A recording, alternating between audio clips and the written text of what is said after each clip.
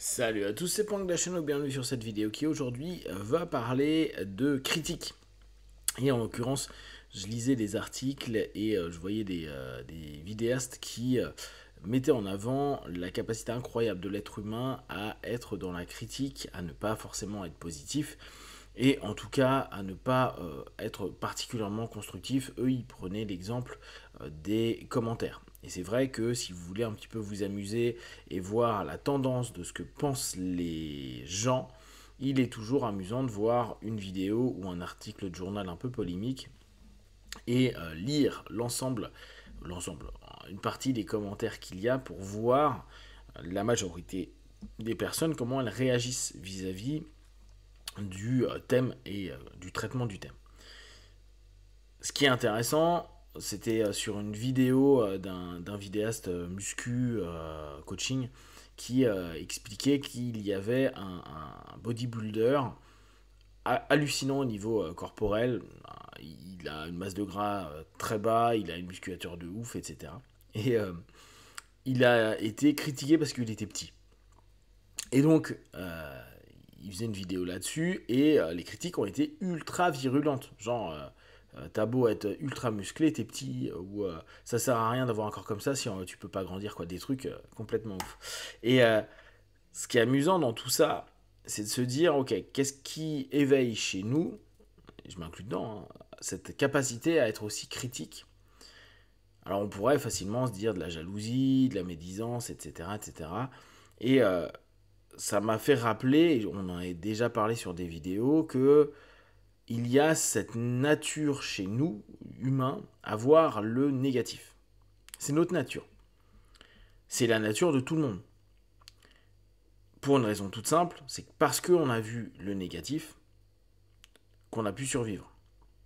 Parce qu'on a anticipé au travers des choses en ne voyant pas du positif, qu'on n'a pas eu, j'exagère le terme, mais la naïveté d'aller à tel endroit, ou d'aller caresser ce joli gros chat qu'il y avait, mais qui était un lion.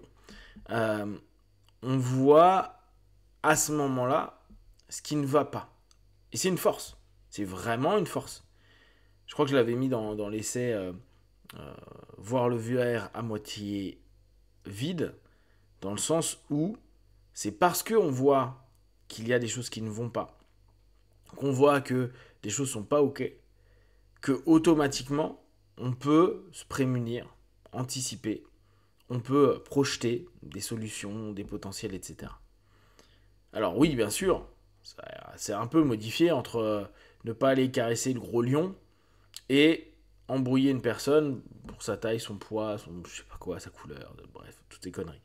Il y a un moment ou un autre où on se dit, tiens, pourquoi la personne s'engraine dans le négatif? Parce que c'est facile, c'est naturel.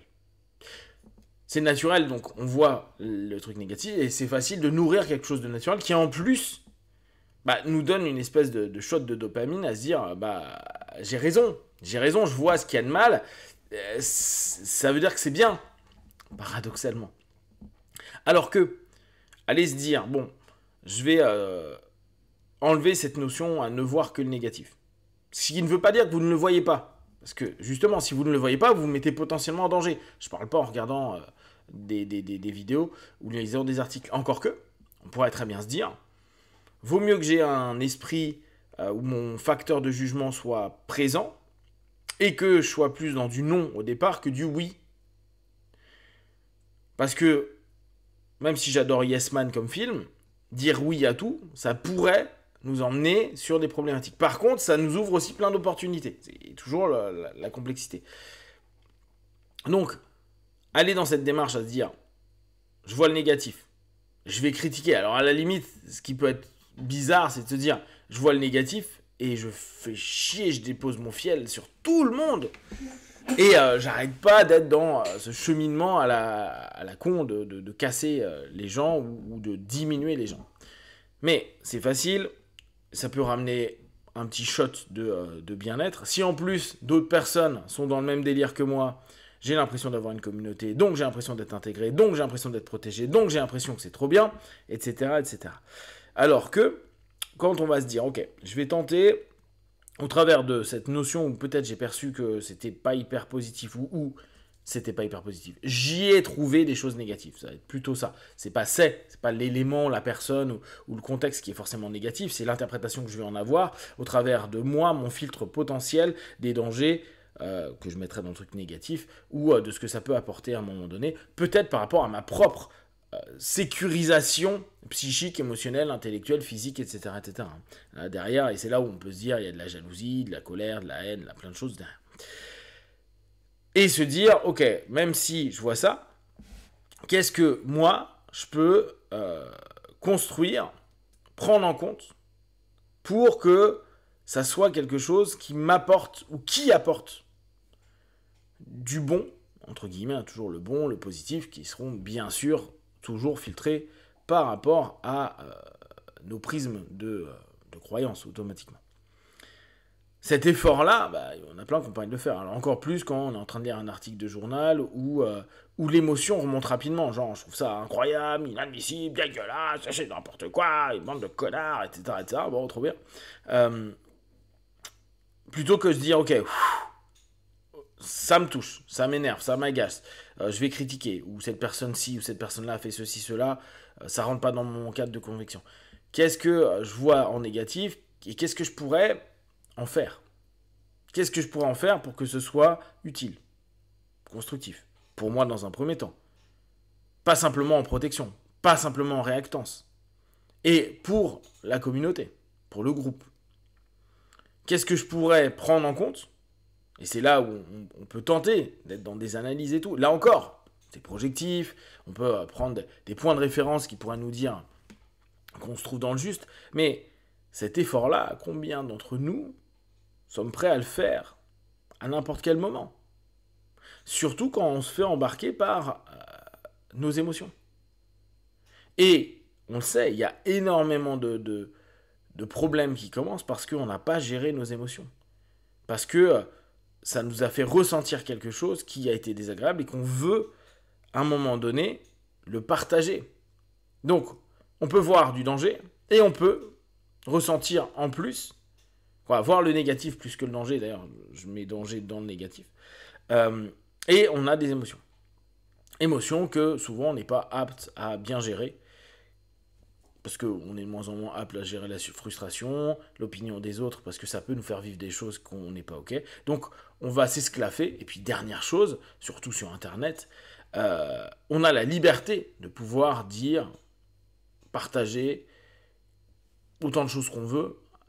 Et même quand aujourd'hui il y a des plateformes qui pourraient protéger, je pense, les créateurs de contenu de menaces ou de plein de choses, factuellement, avant qu'il se passe quelque chose, il y a tellement de tranquillité que tout le monde peut se permettre tout et n'importe quoi.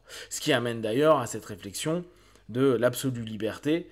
On l'a sur plein d'aspects d'Internet, et l'absolue liberté, s'il n'y a pas de sanctions, peut amener vers énormément de choses, pas toujours très très cool, on le voit notamment juste dans la piste des réflexions ou des menaces. Ce qui m'intéresse, c'est voir vous, comment vous gérez, comment vous vivez votre aptitude à voir le négatif. Et là encore, ne prenez pas ça comme un élément justement négatif, c'est cool. Vous avez cette aptitude. Ou peut-être pas trop. Et là, dans ce cas-là, qu'est-ce que ça fait de vous retrouver dans des sales plans, rencontrer les mauvaises personnes, parler des mauvaises choses avec pas les bonnes personnes, parce que vous n'avez pas vu qu'il y avait justement du négatif. Donc parfois un peu trop de naïveté.